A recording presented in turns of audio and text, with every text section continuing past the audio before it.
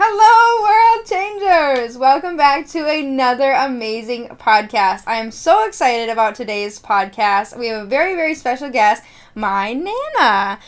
You can call her Nana, because that's just what you're going to have to call her. And we are so excited about today. Our topic of today will be age is just a number. So I will let my Nana introduce herself, and we'll get to this ball rolling. Hi, I'm Cindy, but they call me Nana. Yeah. I'm 70 years old. Been Peyton's grandmother for 26 years. She used to visit with us every summer and stay 2 weeks at a time and took her shopping, and she always had a blast. And I did always have a blast. My brother and I actually could not. We grew up going at the same time, but ended up having to not go at the same time because Nana would have to deal with us fighting. And so we just decided 2 weeks different times was going to be good. And it worked out. Which I liked better because I got to be extra spoiled. And you got your own I got my own cupboards, my own treats. We go garage sailing. We do all this stuff. But I'm super glad. I'm super glad that I know that you were like, I do not want to do this. And I'm super glad that you just did it because, whether, we post it online or not, it's something that I get to have forever. Yes. And that is what is super important to me. And I just, I've grown up hearing so much of your stories and, where you came from and where you are now. And I get to see, the children that you've produced and the kids that they've produced. And now we have this huge, happy family. Yes. And I was just telling, it was just Mother's Day on Sunday. And so happy Mother's Day. Thank you. And I was just telling my Heath and Hunter, I called them, I said, did you call Granny today? And they're like, no, why would I call Granny? And I said, because without her, you wouldn't be here, you stupid idiot. You're alive because she made it so. And so it's really cool that I get to just kind of pick your brain and go through stuff. And so that's why I really like the topic that we landed on of, age is literally just a number. I mean, you might be my 7-year-old Nana, but you're my 20-year-old best friend. Yes. So I'm just excited to share the love that you give me with the world changers out there that maybe don't even have a Nana like True. You, or they don't have somebody that cares about them as much as you care for me and, my siblings and cousins. And so super duper excited. But to get the ball rolling up, growing up for me, you got to see from when I was born, literally, right. Out the womb, mm-hmm. and to now 26, and Tyler's 31, and so on and so forth down the line. But what was it like for you growing up? Your siblings, your parents, were you, because you're the oldest? I'm the oldest. Yeah, that's what I thought. So you're the oldest, so you had to be the, kind of the foundation. So what was that like then for you? I was raised in Duluth, so I came full circle. I had 3 sisters. The youngest is 1 year younger than I am, which is odd. 6 years younger than I am, and then I had 9 years younger than I am. Okay. So, and I had a uncle, which was really my brother, because he's only 2 years older than I was. Wow. So he went to school, and he was a class clown. Last name, of course, of mine. So the teachers just assumed that I was a sister, and that's what we decided. Because who wants to call him uncle, make fun of him in the playground? So I had to follow in his footsteps, which I was the opposite. And then my sister, again, had to follow. So it's hard to follow a sibling in that. But we were raised that we could go outside, ride a bike. We could go where we wanted to go. We didn't have to worry about anything. The strangers, because you knew your neighbors. Yeah. And we go out and tell our parents where we're going, and we didn't have to worry about anything because it was different in the 50s. Yeah, seriously. It was way different. I can't even imagine. No, man, we didn't have TV either. Yeah. I didn't have TV cell phones, for 5 years until my friends did, or I didn't, or whatever. We had to go to the movies. And it was a quarter. And was it like the movies, like the big, the same thing, you go on the big screen, so you got to at least... Yeah, but we got to bring food in, too. Oh, see, I have to sneak it in. No, they shake me down at the door. I think I hear something in your blanket. In a brown paper bag. Oh, okay. So it had to be in a brown paper bag. Very specific. Very specific. That's all you had. Oh, yeah, okay. You couldn't do a big brown, but a little lunch bag. Yeah, okay. Yeah, so then you could buy popcorn to pop there. But you couldn't bring liquid in. Oh, okay. So you had to buy, like, pop or soda or so when I whatever. take my sisters with different ages sitting next to each other, it was, a quarter. A quarter. Now it's like $50 for 2 people. And you could have matinees all the time, and it was 10 cents down in West Duluth. So our entertainment was different. The old West Duluth Theater? That was the theater? That's my theater. Cool. That's cool. That's super cool. And like I said, it was only a quarter, and we had to earn it. Of course. And a quarter was, taking garbage out every week, whatever. But things were different because money was an issue, and a telephone was something you wanted, but you didn't need it. A luxury. It was. Yeah. And that became different also with my children, and now my grandchildren, because we had the phone on the wall for my kids, fighting over it when it rang, no call for waiting. And now everybody has a phone walking around. Yeah, everyone has their own thing. Yeah. And pay their own way. How different. Oh my gosh, from going to no phone to a phone on the wall to now everybody has this little freaking box that they can just, that's so crazy. You literally have seen the evolution of technology. And when your parents say go to your room, you went to your room. Now when parents say go to your room, you bring your cell phone. I have my gaming. And you're gaming, and you don't get punished. You don't get grounded, really, because you have some backup. Yeah. So you can't just sit there and stare at a wall. None. Because like your mother, who is the oldest, would say, okay, and go in the bedroom and read a book. And that was okay with her. Yeah. Each child was different as far as punishment. Yeah. But your mom said, okay, I'll go in the bedroom and... All right, whatever. Read. I get alone time from my siblings. Exactly. Her thought was different than the other ones. But now go to your room or get grounded, take the phone away is the worst thing you could do. World War I, and they're like, no! And just whine and yell and everything. But back in that day, you had no choice. Yeah. So, and listening to music was a photograph and a radio, and you had to be right there with the radio. Yeah. So it was more togetherness rather in the 50s rather than now. So then you started, you were in high school in the 70s. Yeah, I got a graduation scholarship from Duluth, Denfeld, and I went out to San Diego and went to college. Yes, school. art school. Art school, I went out for art. And then I changed my major to math because in the early 70s, everybody was an artist because it was hippies. Yeah.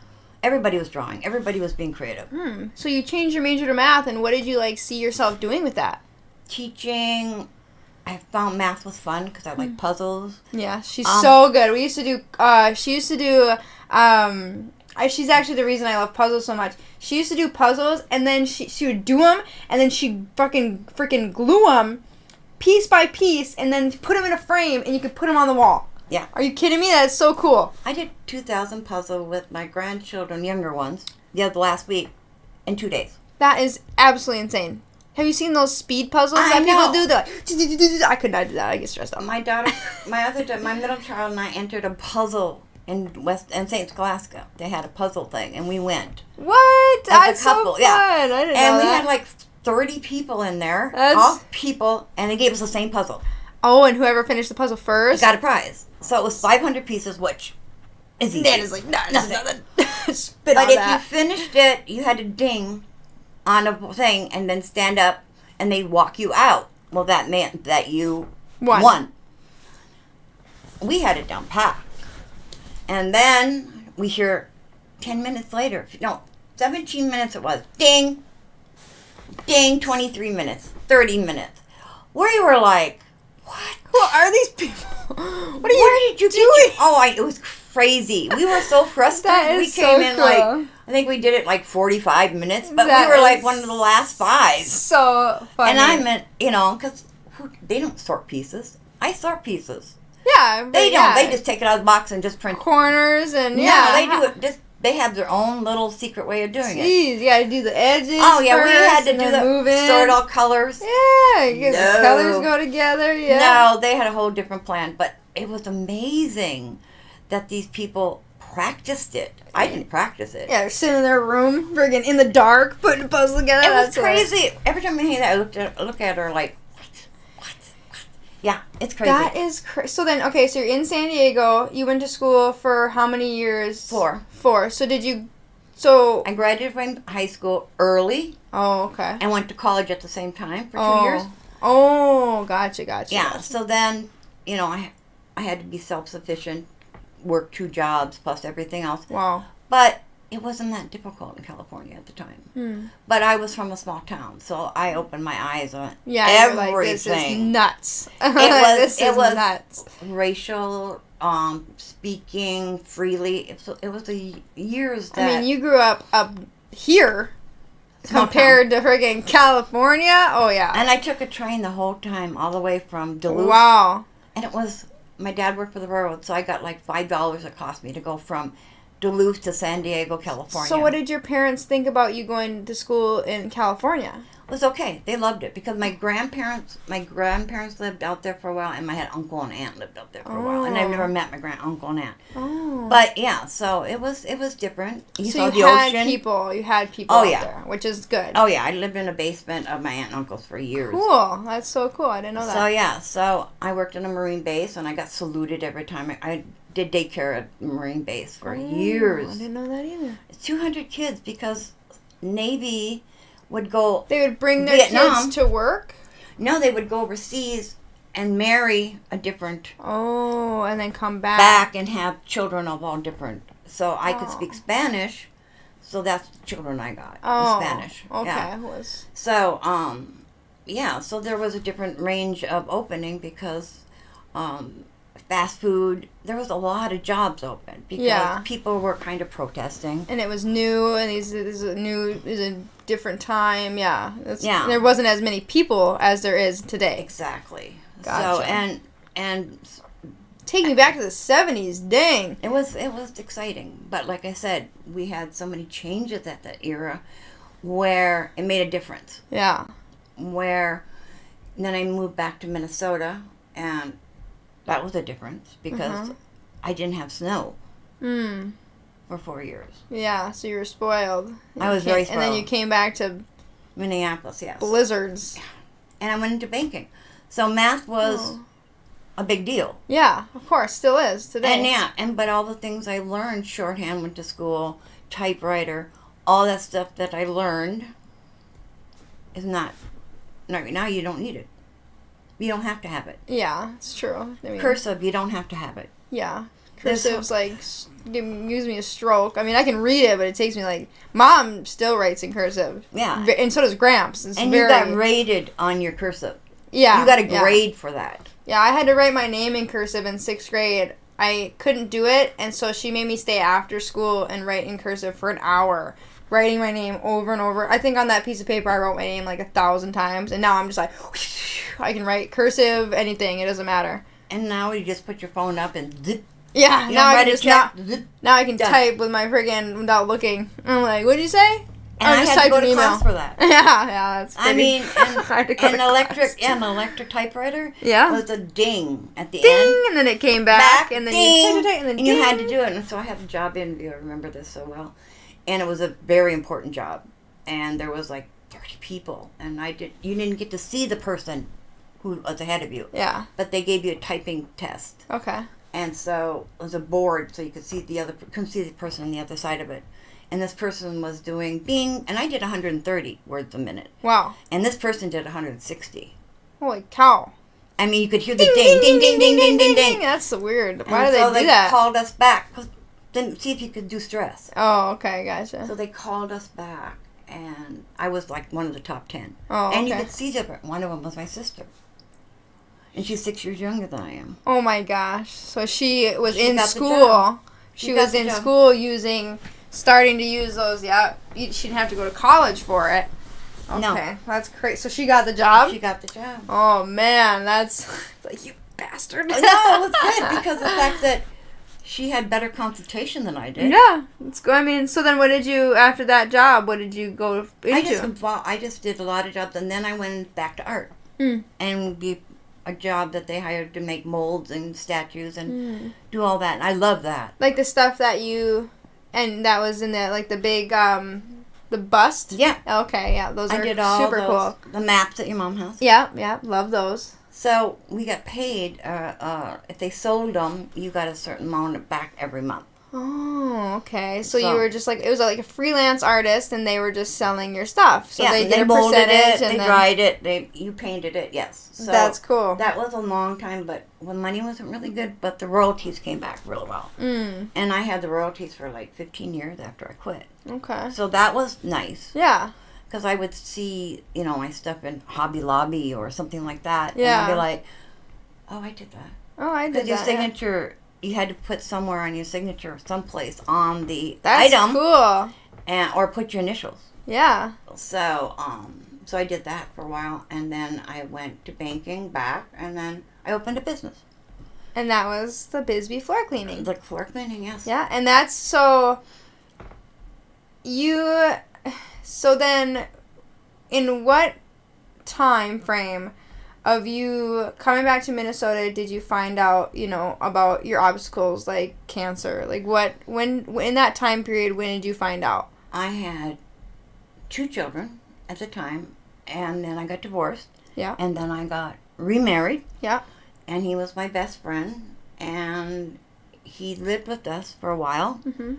And the kids just adored him. He was dad, yeah. Yeah. And I found out I had cancer.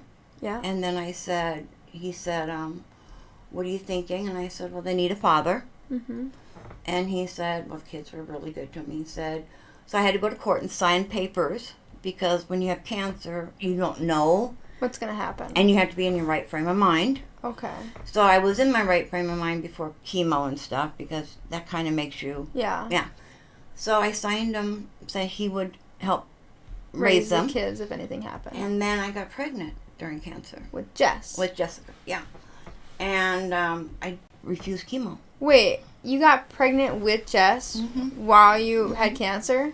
What the heck? What are the odds? So you refused chemo?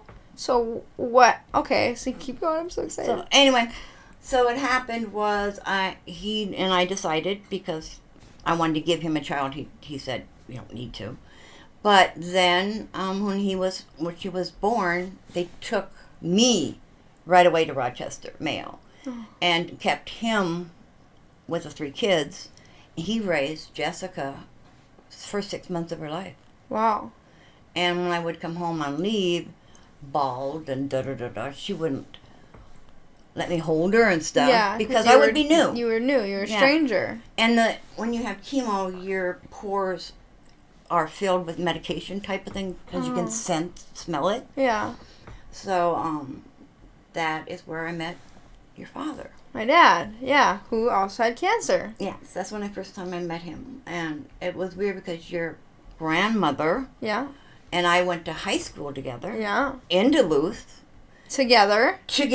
We weren't best friends or friends. Our parents were friends. Oh, okay. So we would be the oldest, her and I.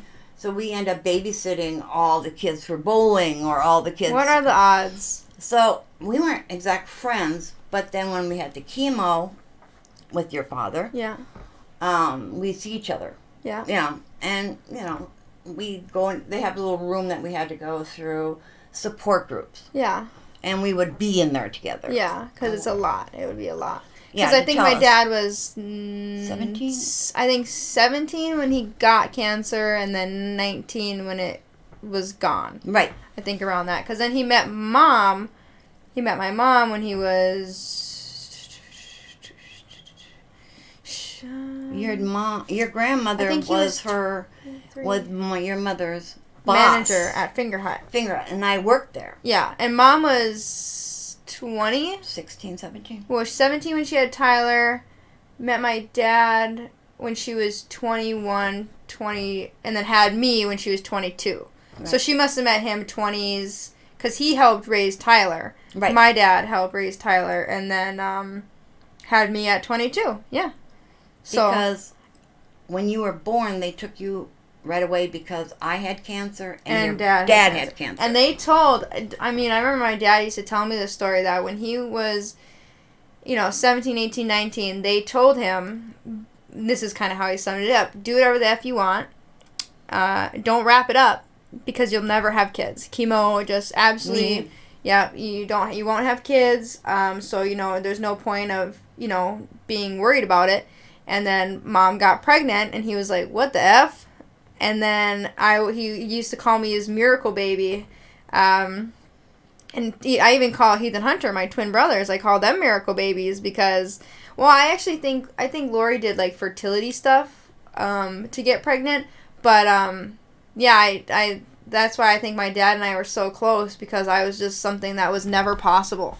That, Yeah, with me and your dad. Yeah, it just wasn't it wasn't in the cards. It wasn't a possibility. And then, here he was holding this friggin' little girl who he definitely wished I was a boy. I grew up as a boy, that's for sure. He had a hope for you. And my husband, who took all the grandchildren in, Papa. Yes, yeah.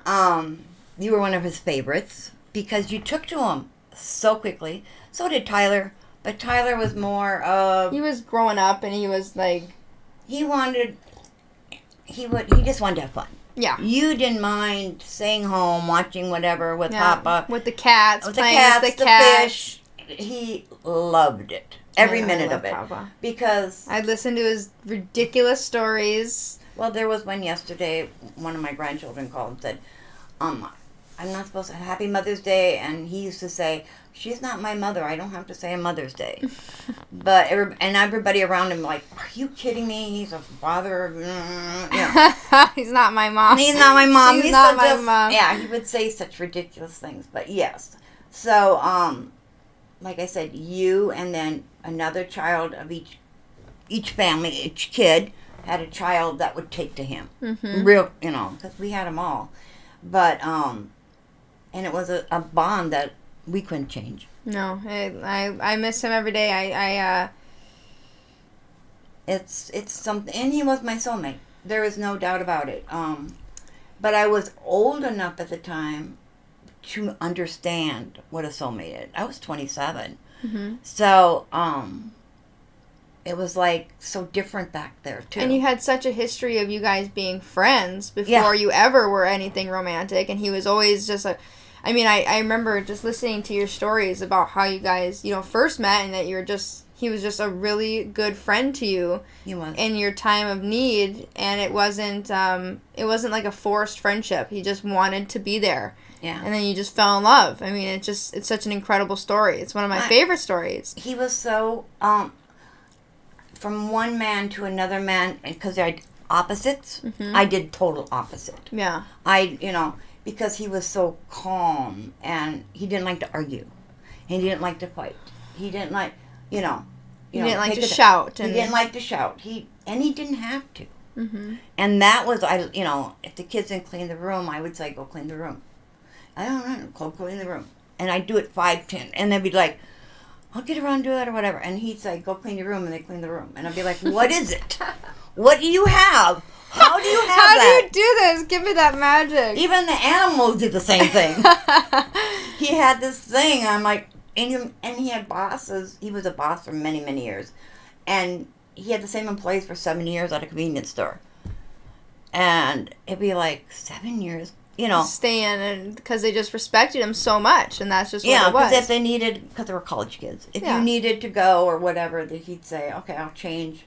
And they liked it because they said he never got mad, but you knew he was disappointed by looking at his face. Mm-hmm. So you always just try to do your best. Yeah, and so I lived 38 years that way. Mm-hmm. So that's the difference of, being young and getting married versus being older and, already having my life set already. I knew what I was going to do already.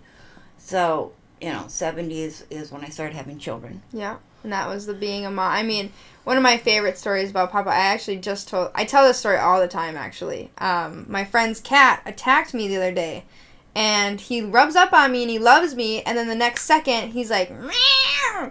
And so he starts attacking me, and I was like, oh God. And so I was telling the story of, which is my favorite story about Papa. I mean, it's my top, and it's just like that. I just remember that morning so good. I don't remember how old I was. 6 or 7. I think it was older because we were going garage sailing that morning. We were in Aurora. I think I might have been like 10. Okay. 10. I think 9 or 10 maybe.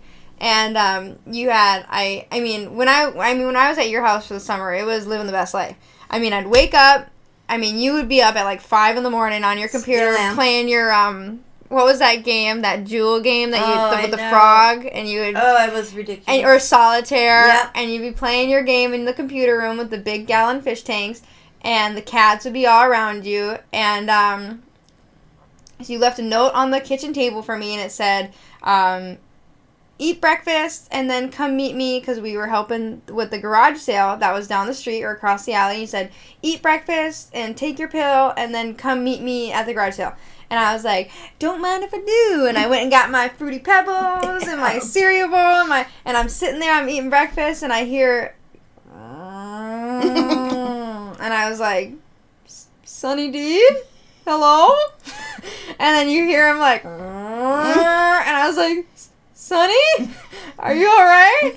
And then within like a second, he was like, and he's just scratching up my legs. I was like, oh my God! And I ran up the stairs, and Papa was working overnights, I think. He did midnight. He was sleeping, and his room was just like a freaking, it was like the Arctic in there. Yeah. Because he kept the AC. And so I walk in there, and I'm like, Baba! And I'm like, Baba, wake up, Baba! And he's like, what? I'm sleeping! And I was like, Baba, wake up! Sonny is attacking me, I don't know what to do, I need your help. And he's like, what do you want me to do about it? And I was like, I don't know, he hurt me really bad. And literally, like, one eye open, he's like looking around the room, and he sees a tennis racket laying on the ground. He goes, here! And he hands it to me. I was like, what am I going to do with this? He's like, whack him. And I was like, okay. And I close the door behind me, and I go down the stairs, and I'm like creeping down the stairs, and I move the beads out of the way, and I see Sonny sitting there, and I was like, I don't want to do this to you, but if you come at me, I'm going to get you. He starts coming at me, and I start running up the stairs, and I was like, I have a tennis racket. And I went, ping! And he bounced off the screen, he landed, and he looked at me, and I was like, let's do this. And he ran away, and I was like, okay, and I grabbed my jacket, and I got out the door, and I'm looking at him, and I was like, I'm leaving this tennis racket right here. Because he used to sit on the freaking giant stereo and smack you as you came into the front door. And from that moment on, that was like my designated tennis racket. Every summer when Sonny was there, I was like, let's do this, me and you. You remember this? I have pictures of you holding it. And I just made a post yesterday on Facebook about being like a dog mom, being an animal mom. And basically I don't know if you saw it, but basically what it was just like, I'm not just an animal lover. I'm an animal. I'm a babysitter. I'm an auntie. I'm a dog. I'm a mom. I'm a advocate. And in the bottom of the post, I said, I give all the credit to my family because I grew up surrounded by so many animals. I mean, Gramps had how many freaking dogs? You had cats. And Bear. And Bear. And Cinnamon. And I just grew up. And Chasta, we used to go and play with the donkeys and the horses and all her animals.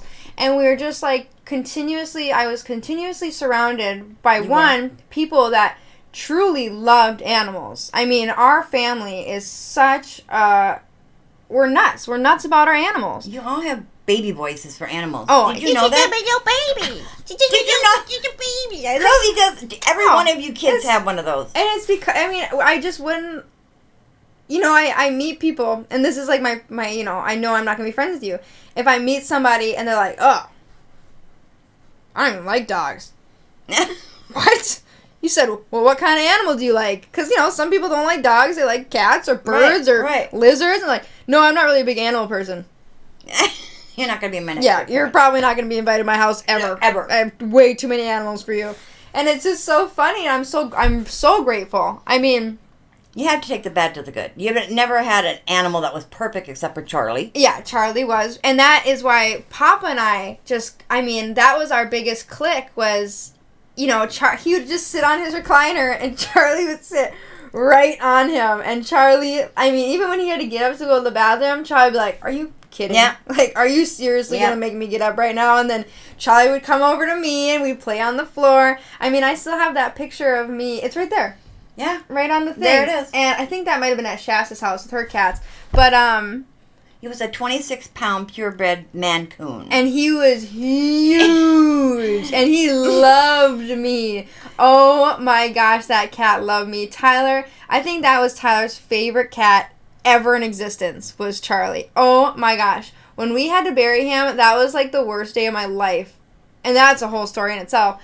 But I'm just like, when you don't appreciate your family until, and some people never do. Some people will pass away before even. Yeah. And it's like, I am just really fortunate that I'm like really empathetic of my family because, one, I wouldn't be who I am. Right. Obviously I wouldn't even be here. And it's just like how grateful I am to have all my siblings, to have my grandparents, to have my mom, and to, the family that we have is so, I'm sure everyone says that, so like, oh, my family's the best. But I truly believe that my family's the best. Like, all of our cousins and all of, like, we're just so, everybody's their own person. And and I wish that I was more connected. And that's another thing technology makes you do. And that's exactly true. And I can reach out to Cinna and Danny in Texas. I mean, we have a group chat. Yeah. And I want to reach out with Alexa more, and Jenna and freaking Ellie, and be able to, like, even Jenna helping me with this event. She's helping me build a Plinko board. Yeah. Shaped out of a paw. That's okay. And I asked Chris, I was like, do you think that she can do it? And Chrissy's like, she's already writing things in her head. Yeah. Like, she's the engineer of the family. She's got it. Is. She and it's really just like, growing older, it always seems so scary. And now that I am, well, for me, it's terrifying because to think about one day that I won't have you is like the worst. Like, I'll cry right now. No, do that. I'll cry right now. No, do that. Not having you is like the worst thing in the world. And, but like I said, I had cancer. But 2 of my sisters died young. Mm-hmm. I remember the funerals. When they didn't die of cancer, But what you have now, when you get to my age, you don't have. Mm-hmm. You got the memories. Yeah, the memories. And all the cousins. I mean, I had 56 cousins on one side. Jeez, Louise, Batman. It's 6 siblings they had. So... Big families was a big deal. Mm-hmm. Big families having you always hear 4th that, of July, 9 friggin' siblings, Christmas, and we didn't have to buy each other something. We had to make something, which is even better. Right now. Yeah. Now it's like, oh, Auntie Payne got me a thing. Like, she didn't buy it. Yeah. So it is a big difference. But I have the memories of my sisters, and my parents are gone, and my husband's gone, and a lot you're missing, so you have this empty nest, as you call it. But technology, because you can't pick up the phone, on the wall, elderly people don't want to learn how to do computers because it's too complicated. Yeah, I got lucky because I was, surrounded by children that said you got to learn, and I did. But still, it still feels the emptiness because the fact that you guys can say something to me and I'll be like, what did that mean? What, there's a slang that you use that we're not up on. Even when I got you on TikTok, I was pretty jazzed and we were trying to think of your username. I mean, everybody did their 2 cents to do that. Was it Nana's Safe Place? Oh, it was something. I think it was Nana's Safe Place. And now it's like, what did you change it to? I have no idea. Is it the same? I don't think it's so. Is it? Well, that's Nana's Safe Place. I don't know. Oh, on TikTok, that's right. Yeah, because when we were making your username, I was like... Future president. Yeah, future president, yeah. And I was like, what? I was like, Nana, you're like the safest place you could ever be. Let's just roll with that. And that's what, and that's why I hound on my siblings to reach out to you and to Gramps and to, Grandma Pat and Charlie and that type of thing because, what you want is to create the memories that are going to carry you with a lifetime. And that's why even me asking you to come on here, Like, I don't care if I never show this to anybody. Right. But the fact that I can have this for the rest of my life, and, like, maybe if I have kids one day, which I probably won't, so you're not missing anything. You met my kids, they're downstairs. They won't stop licking you. They do that. But I can be like, this is your great-grandma and that type of thing. And so I'm really fortunate that you have, and I know it's been so hard. I mean, with losing Papa and just, you know, having to move back here and especially go into the building that before Papa went into the hospital and stuff like that. And the transition from going into this house to this little apartment to now, which I actually, where you're at now with Chris, that's exactly what I would do for you if we were on the country with that, because I would want you right next to me. Would I have you on a one-level place? Yes. Yes, I would. Yeah. But it's definitely like, and I wish you were more in town, because then you could, like, get on the bus and go do stuff. But, I know, true. But, like, I tell Gramps or my mom, and I'm like, just give me 2 years until I'm super duper rich, and then we'll go and we'll live on a compound out in the middle of nowhere. Mom's like, yep, but I'm close to Papa. Yeah, well, right next to him. Because you and everybody decided why, because he was in a hospice, which, you know, fortunate. And he never was a day late. He was never alone. Yeah. Because all the family came around and sat with them and talked to him. And I would annoy him. Yeah. He would judge me for, I'm never eating that Impossible. It's probably Zoe and Graham.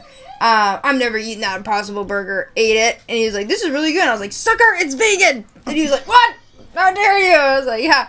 So then you're not slowing down. You do your crafts. You work. Yeah, I work as a PCA, right? Which is incredible. Which I never saw you doing that again after what we went through with Papa. I mean, even me as a caregiver, I struggle with it sometimes because it was a lot. It was a lot, and it still is. Hey, Zoe.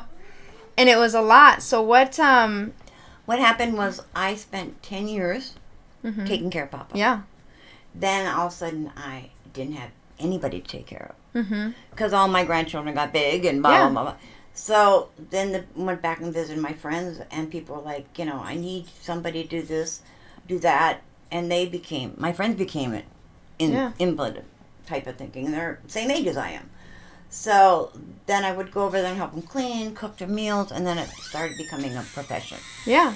And so does it? County says, okay, well, I'm going to pay you, and it's like, okay. Well, that's good then. And so, does that bring anything up for you? Like, do you get overwhelmed sometimes? Yeah. Oh yeah, I go back home, and it's quiet because I lived in a building with 100 people. Yeah, and you were always. I was like the craft sales, baking. You're always doing stuff. Congeniality. That's what they call me. I can believe that. and you're very empathetic. Yes. So it's a lot. You do it. I know, and it's a lot. It's a lot. And I told myself, even after Papa, I said, I won't ever do this. I won't ever be. And I wasn't even his caregiver. I was just watching him, suffer basically, and trying to do whatever I could do, whether it was playing stupid games or bringing him a lemonade and a burger. It was just like little things that I was trying to do to make his day better. And now that I'm a legitimate caregiver, which I am grateful for, because Warren, he needs me. He needed that help, and he needed somebody that wasn't going to bail. And I just knew that COVID was over. Door dashing was not making as much money. I needed a full-time job. Harold and I were growing, and I think they were only offering me like $15 an hour. And now I have a second job. I have 2 jobs, but now I'm a caregiver for a man with like Down syndrome and dementia. That I see taking care of my uncle is a lot easier feat because it's somebody I really care about. Taking care of my client is a little bit harder, and I get emotionally overwhelmed because, he gets overstimulated and he can get angry and upset, and it's just like a lot for somebody that's just trying to help, and he doesn't know that. He doesn't know that we're trying to bring that, he just wants his fruit snacks. Just get him his damn fruit snacks. Well, I did 3 years of special needs up in Aurora. Yeah. So... And then I had cousins who are special needs. Okay. And so I go into the building, they like me. They're always around me. He gives me a quarter. One guy gives me a quarter every time I show up. And it's like, okay, and then I just sneak it back into his pocket. But he'll say, did you make some money? Yeah, kinda. Cha-ching. You know, I just kid around with him. But my daughter Chrissy says, you're really good around that. Mm-hmm. And I'm like, it's not that difficult. It's not that hard. Yeah. Because it's cut and dry. Yeah. And it is cut and dry. If you want something, yeah. Even with Papa being sick, he wanted something, you got it for him, and it wasn't anything humongous. Yeah. He didn't ask for, you know, a diamond ring or something. Yeah. He just wanted spring cheese and simple. It was simple and attainable. Yes. Obtainable. And it wasn't like, yeah, you know what, I love you, I can do that for you. And that's just what it is for caregiving. And that's so, you know, okay, so say that I get like super rich. Yeah. Within the next year. What would you want to do from that moment? Like, say you could do anything that you wanted to do. What would you want to do? Like, I'm not really good in traveling. Yeah. I'm not real good in traveling. I just learned I'm terrified of airplanes. Okay. So everybody made fun of me for so long. I'm with you. I'm scared. We just went to California. I was not having it. I had a terrible time. You're so high in the air. If we plummet, we die. Or I'm traumatized for the rest of my life. If I live. It's claustrophobic for me. So it's just a lot. It's a claustrophobic that I can't get out. Yeah. And it's the old rushing around with people like, oh, I can do this, get on a plane, and they look so calm, and it's like, okay, I can do this, please. And I don't want it to be passed down for Jen, but it is. I'm scared. I'm scared. I told Harold, I said, I said, we're going to have to take a boat to, like, Africa, because I can't fly that long. I'm going to die. It's too noisy, it's too loud, it's just the turbulence messed me up. It's everything. It's I was the whole not knowing. I was like, nah, dog. Yeah, not knowing. Or not having control. That was my thing, is I can't. It's like, if I'm flying this plane, I got it. But I'm not. I'm not flying the plane. I'm not flying it. I'm going to die. That's me. I need a parachute just in case. It's me. So for my envision, right? I built this company. Right. My 5-year plan is to have an animal sanctuary. I'm on year 1, which is release the app, you know, get shelters to download it, that type of thing. And then within 5 years, I want to open my own sanctuary. Like, this house will be an Airbnb. We'll live way out in the country. You got a plan. I have a plan. That's great. I don't have a plan. And that's why I want you to think about what you'd want to be a part. I mean, Ponder is not just my thing. No, we're all together. And we're all in it together. I want to have that compound, and I want to have a space. Well, it's not I want to. I will have a space, you know, for you if you want to do it. But, you know, I could just see you. I mean, I see you so many ways. I see you helping me with events and crafting things, because she's so crafty. Oh my gosh. I mean, I could show you 10 things in this room right now that she crafted. And I see you helping me build things for, like, these animals. Like, I want to have, you know, a cat building, and I want to have, like, you know, and I mean, you're such a cat lady. I mean, oh my god. I'm the cat lady. You're the cat. I mean, how many cats do you have at one time? 4? Yes. Yes. And it was Charlie, who was like He was the dad. He was the old grandpa. Oh, he was the man. Grandfather to cats. If cats could come in, fight, he'd come Yeah, down. he would. Sonny would try to fight, what was... Kismet, Kirby, yeah. And he built the fish aquariums for TVs for the cats. Oh my gosh, those aquariums I could swim in those. I could live in those friggin' aquariums. The cats would just sit there and they just watch the fish. And so that's what I want you to think about.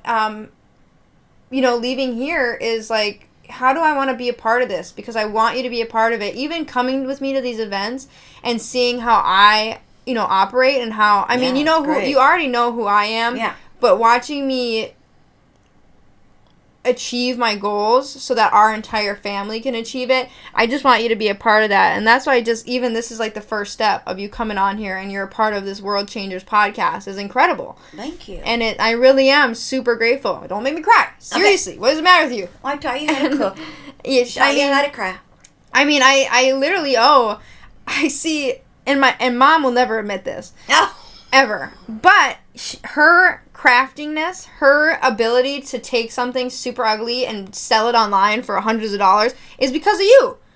She's really good. And she doesn't... She's the best. She's the step up best of me. Each of my kids. And each of my children are that way. I mean, and she's taken so much from you. I mean, her math ability, she loves math. She's got a minor in account, or a major in accounting. But then I also just found out that she's got a master's in administrative management, something like that. She's so good. That's incredible.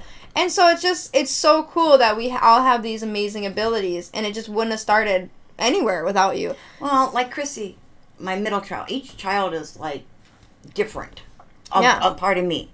And like Chrissy is patient. I'm not. I'm a little bit patient, but she's a whole lot patient. Yeah. And with children and animals and, and your mom is like... Not patient at all. But Mom, she's so Mom, I'm not good. dissing on you, but you are super not patient. But every kid is different. But they're opposite of me in some way. And same with this, like, I see my siblings. Like, we're all, like, the same, but we're all extremely different. So then, okay, so we're at the end of our podcast. We talked about everything, which is super good. I told you we were going to freaking knock those suckers out. And I told you, didn't it? We didn't even know. It was just a conversation. And she's like, are you going to record? I'm like, it's just a conversation. It's not an interview. We're just talking. And so, if you give me permission to post this, what would you want to say to all the world changers out there that are finding themselves, that are struggling, that are going through it, that are being a mom growing up, and what would you want to, say to them? The only thing I like to say, because I am around hundreds, even Salvation Army, that anybody over 70 or 65 want to be needed. And they want to be talked to. So with a purpose? If you text them and say, hi, I'm just checking in with you, that's fine. But it's hard because there's so many people, especially COVID. My husband was alive during COVID. He wouldn't be. Because he's isolated. There's so many people who are isolated out there. Reach out to them. Yeah. Be a world changer. Be a world changer because you're going to be old someday. Yeah, and it doesn't even have to be family. No. I talk to people on a daily... I just talked to a lady at PetSmart for 20 minutes about friggin' cat litter. And she was just, like, thankful because she's like, my son isn't here and I'm not here. Exactly. And I think that is the best advice anybody could ever give. Just be nice. Because, there's a lady in the building who got evicted because her apartment was not clean. But she's on oxygen. She's in a wheelchair. And she's been waiting for a PCA for a year. So she's not physically capable of cleaning. So it's not... So let's put her in a rest home. Where she'll just die. Miserable. But I'm saying is there are so many out there, say hi. Or, lend a hand. Somebody's carrying groceries. Ask them if they need help. It'll make their day. I don't care what it is. It will make their day because I've done it. And they'll be like, well, how old are you? And it's like 70. Well, I'm only 68. Doesn't matter. World changer. It doesn't matter. You're a world changer. It doesn't matter. I know. You're because crazy. It's You're crazy. a world changer. That's it. It's crazy. I get people all the time asking to come on to the podcast, and I say, well, are you a world changer? They're like, well, no. Well, then F off. You're not allowed on my podcast. This is a world changer podcast, and that is exactly... you guys are literally seeing me. Like, what the heck? Years. Like, that's crazy. Like, that's exactly who I inspire to be. So, that's great advice. We are going to go, but thank you so much for coming. I enjoyed it. I'm glad. I am super, super glad, and you can come on anytime, and you're going to watch this, and you're going to be like, that is seriously such a good freaking podcast. We'll see. On that thing. So, well, I hope everyone has an amazing week. I'm glad that you got to meet my Nana, and, yeah. Thank you. Boom.